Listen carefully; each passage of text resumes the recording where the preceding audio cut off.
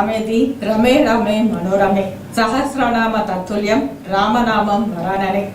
త్రేతాయుగం నాటి నుంచి నేటి కలియుగం వరకు సర్వ దేవతలు, మానవులు, ఋషులు, మహనీయులచే ఆరాధింపబడుతున్న మహనీయుడు, పురుషోత్తముడు ఆ శ్రీరాముడు.